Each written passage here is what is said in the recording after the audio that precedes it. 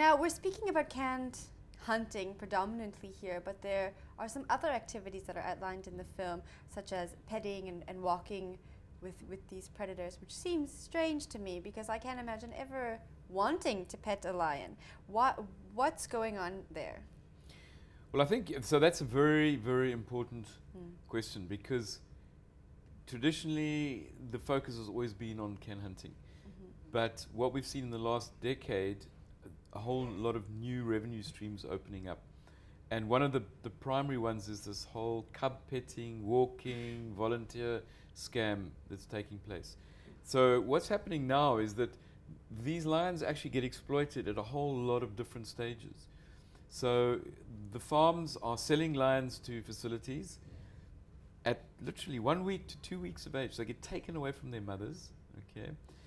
They tell the volunteers or the visitors that either these lions were abandoned, which is a lie, or they tell them that if they don't do this, the mothers will kill them, which is a lie.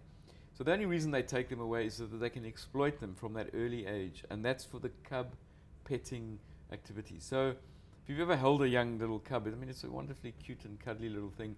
And I think there's this whole wonderment as well, because you know that this animal will end up, you know, as a large predator that has to be very well respected, but at that age you can cuddle with it. So there's that kind of wonderment as well. So, but then once they get to about 4 months of age, then they start biting.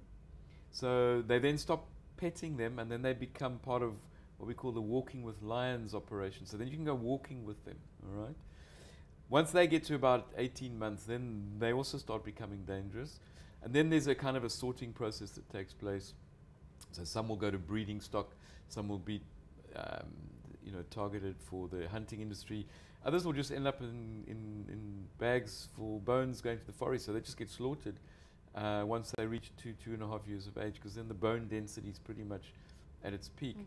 So I think what's important for viewers out there is to understand that it's not just can hunting.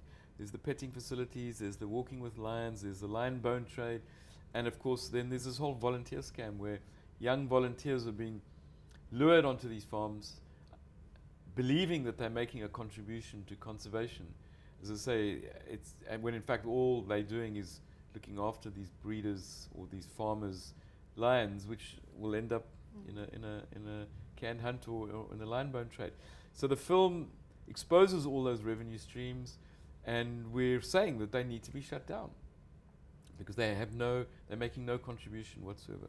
What was the most shocking part for you on this journey? What really stands out for you? What's hard for you to watch in Blood Lion? Well, I mean, I think it's you know, when you've been onto these facilities, and as I said in the earlier part of the interview, that I spent a lot of time in the wild as well. In fact, I've spent far more time amongst wild lions in these wonderful wilderness areas, the Okavango Delta, the Serengeti, you know, Wangi National Park, Kafue.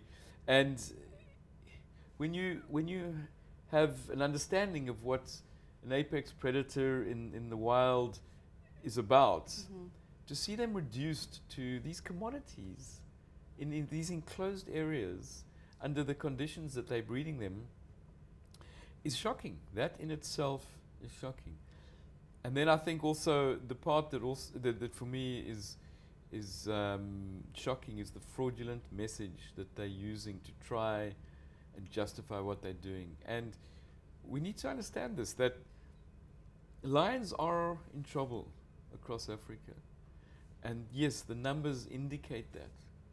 But lions, the lion ecologists and the lion conservation community are not involved in breeding lions up on farms to solve the conservation crisis.